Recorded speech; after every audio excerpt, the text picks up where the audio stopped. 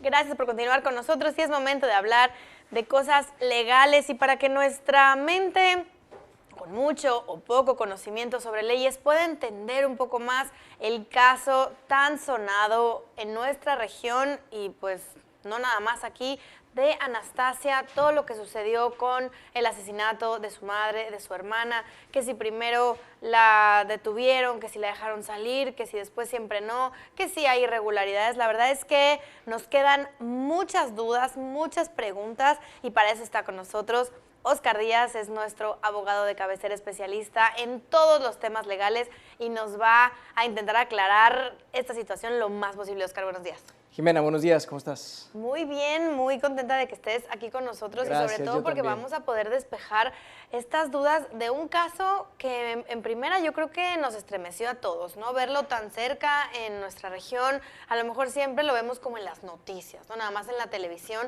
pero ya sentir un caso tan cercano, pues nos da como que nos impacta un poquito más. ¿Sabes qué pasa con este asunto, Jimena? Es que tiene todos los elementos de una tragedia en todos los sentidos, ¿no?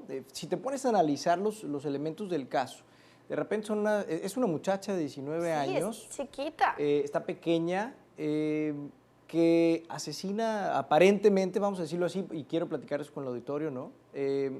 A su madre y a su pequeña hermana, que además tenía por ahí algunas limitaciones. Y la forma en que lo hace o presuntamente sucede también es algo que le da ciertos elementos pues únicos, cuestiones que llegan a ser muy morbosas y que llaman mucho la atención, sin duda nacionales o internacionalmente hablando. Y luego pues todo lo que tiene que ver con el proceso, ¿no? Que si la detuvieron, que si la dejaron libre, que qué estaba pasando con ella. Caminando por la playa tan Hubo campante. declaraciones y videos que anduvieron circulando, todavía están por internet. Entonces son tantas cosas, nada más le faltaba a la muchacha ser rica y famosa previamente, ¿no? Para que se hubiera completado todo el escenario. Mira, es delicado obviamente lo que sucedió, nos estremece, como tú dices, estamos muy cerca, vivimos pues aquí en Tijuana y estamos muy cerca. Hay una serie de cosas que es importante explicar al auditorio. A la muchacha la detienen, bueno, no necesariamente la detienen, la presentan. ¿Qué diferencia hay entre presentar y detener? Bueno, presentar es que no está sujeta todavía a un arresto, que no está bajo el cuidado, bajo la tutela de una autoridad judicial o ministerial previamente, sino que nada más es llevarla ante el Ministerio Público para que pues, rinda una declaración en todo caso, si quiere hacerlo, ¿no? ¿Pero por qué la presentan? ¿Existe una orden de presentación porque ya se sospecha de ella? Mira, sí, de acuerdo a lo que pues, todos hemos conocido a través de los medios de comunicación, hay una investigación previa en donde se detectan los cuerpos y entonces por algunas circunstancias de la investigación llegan con la muchacha, ¿no? Y bueno, pues la orden es tráiganla al Ministerio Público pues para poderla entrevistar, para poderla declarar, porque aparentemente podemos presumir como Ministerio Público que algo tuvo que ver o que puede conocer algo de los hechos controvertidos, ¿no? Ahora, la función del Ministerio Público, Jimena, es integrar un expediente, una averiguación previa, así se le llama en materia penal, esa es la parte técnica. Esa averiguación es previa a un proceso penal, a un juicio penal. Y el Ministerio Público tiene la obligación de recabar todos los elementos de prueba posibles para tratar de establecer dos cosas: el cuerpo del delito y la probable responsabilidad. Si no se dan ambas cosas, no se puede seguir a la siguiente etapa, que es el juicio penal, ¿no? Entonces, el Ministerio Público integra, pero también hay reglas para integrar, ¿no? Y también hay momentos y hay ciertos elementos que tienen que estar dentro de esa averiguación previa para poderla consignar ante un juez penal y decir, ya está lista y la entrego porque creo que puede proceder, ¿no? Entonces, parte de lo que se criticaba en un inicio y que por eso la juez que conoció desde un inicio del asunto aparentemente no obsequió, no ordenó esta aprehensión, era porque la averiguación previa no estaba completa a su gusto, ¿no? ¿Por qué? Bueno, de primera mano conocemos que la muchacha declaró y confesó que había realizado estos asesinatos, pero dice la ley, Jimena, que por la sola confesión no se puede procesar a alguien. Es decir, tiene que haber cuando menos otros indicios, otros elementos de prueba que hagan crear una convicción de la probable responsabilidad. El cuerpo del delito, pues ahí estaba, ¿no? Son pues físicamente los cuerpos, ¿no?, de las personas, pero, y bueno, y los elementos materiales, como pudiera ser el cuchillo que utilizó, etcétera. Y encontraron incluso búsquedas en su computadora, ¿no? De cómo... Bueno, en un principio se manejó esa información, después también ha trascendido en los medios de comunicación que no encontraron una computadora de ella.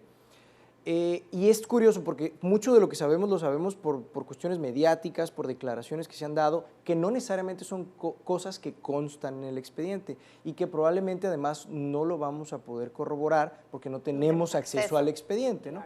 Entonces, esa parte también es importante. Mucho de lo que estamos aquí haciendo hoy y que se ha hecho desde que empezó este caso en los medios de comunicación es medio especular y completar lo que con una lógica, con un sentido común y con el conocimiento más o menos que podemos tener los abogados, aportamos y pues también se reportea a través de los medios de comunicación, ¿no? Pero te decía, tienen que darse otros elementos de prueba que acompañen a la confesión. ¿Por qué? La ley lo hace con toda la intención de que no se juzgue a una persona con tanta facilidad, ¿no? Además te pueden estar presionando, ¿no? Para que declares algo que no Efectivamente, hiciste. mira, puede darse el caso de alguien que está falto de sus cuestiones mentales o alguien que está presionado, que está obligado para acercarse y dar una declaración que no le corresponde, ¿no? Entonces, tiene que haber otras cosas. Al parecer, en la averiguación previa que originalmente se integró, no había muchos otros elementos de prueba o indicios que así lo hicieran presumir, y había unos dictámenes que el mismo Ministerio Público había promovido y que todavía no se habían desahogado, y así consignó la averiguación previa con una juez. Bueno, la consignó al Poder Judicial y de repente le toca por sorteo al juzgado que conoció de eso, que fue el Juzgado Quinto Penal de aquí de Tijuana. Esta parte es importante, la juez tiene que valorar las pruebas y determinar si va a proceder como lo solicita el Ministerio Público o no. Ella hace su propio juicio y no está obligada a simplemente darle la razón al Ministerio Público porque lo esté pidiendo. Si el Ministerio Público no cumple para su gusto, para su criterio, de acuerdo a lo que dice la ley, con ciertos elementos, ella no va a proceder. Para eso es juez. Como no lo hizo, para eso es juez, efectivamente. Ahora, yo entiendo la parte del Ministerio Público en donde dice, pues para nuestro gusto estaba completo el expediente, ¿no?, y la averiguación. Pues sí, obviamente tiene que decirlo y tiene que defenderse en ese sentido. Inclusive tiene que aventarle la presión mediática y política a la juez de alguna manera, ¿no? Normalmente es una actitud muy común del Ministerio Público cuando este tipo de cuestiones suceden, de decir, pues es que nosotros los perseguimos y los detenemos y los jueces los liberan, sueltan, ¿no? También es como echarle un poco la culpa y lavarse las manos. Y los jueces tienen que actuar conforme a derecho. No sabemos exactamente quién tuvo completamente la razón porque no tenemos acceso al expediente. El Ministerio Público, lo que sí sabemos es que en vez de recurrir a esa decisión judicial, prefirió volver a integrar la averiguación lo más pronto posible con algunas cosas que le hacían falta y volverla a consignar con la misma juez, y bueno, le dieron en esta segunda ocasión trámite, ¿no? Y a la misma juez gira la orden de aprehensión.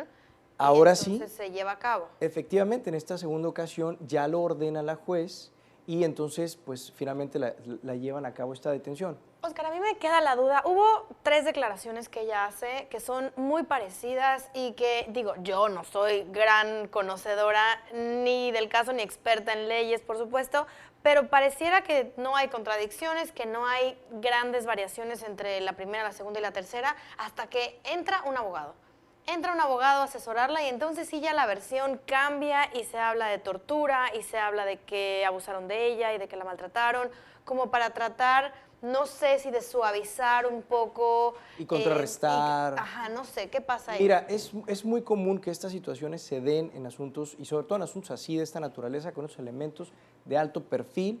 Es cierto que se dan este tipo de cosas en los separos, en las detenciones, suceden, no podemos decir que no suceden. Ahora, ¿qué sucedió en este caso? No sabemos, tiene que ventilarse y tiene que investigarse y creo que se está haciendo por lo que sabemos. Pero también es cierto que hay estrategias escogidas así por abogados para construir también una percepción, contrarrestar un poco pues todo lo que tiene en contra a veces algún cliente. Y bueno, pues aquí embona perfectamente por otras circunstancias que también conocemos del caso, como que aparentemente ella, digo la muchacha, pues se prostituía según se ha trascendido en los medios, etcétera. Y todos los elementos del caso y del homicidio causan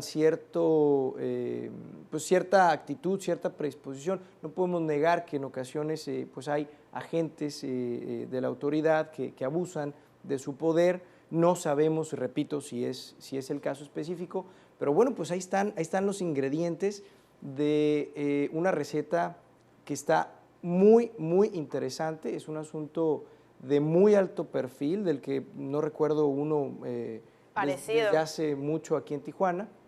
Y bueno, pues muchas otras cosas que podemos seguir comentando brevemente. Sí, la verdad es que quedan muchísimas dudas. ¿Qué sigue, no? ¿Cómo se va a llevar el proceso? ¿Se va a llevar el proceso ella detenida, no? Supongo que se queda detenida mientras se sigue el proceso. Sí, esa parte, Jimena, para el auditorio es importante, no alcanza fianza. Es decir, por el delito tan grave del que se le acusa, es homicidio agravado, además, en razón de parentesco. O sea culpable o inocente, mientras no alcanza fianza. En este tipo de delitos no se permite, ¿no? Porque pues aparentemente fue con calificativas, es decir, con premeditación, alevosía, ventaja, y aparte un pariente, y eso lo castiga peor la ley. Probablemente esté enfrentando una pena de 40 a 50 años aproximadamente.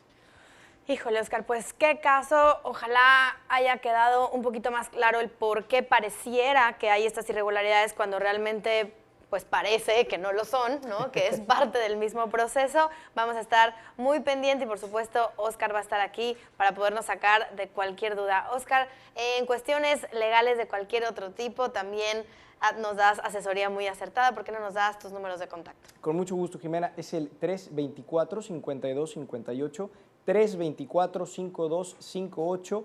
Díaz Gómez Abogados es nuestra oficina, ya lo sabe. Si tiene alguna duda legal, algo que quiera consultarnos, llámenos y con mucho gusto los atendemos, estamos para servirles.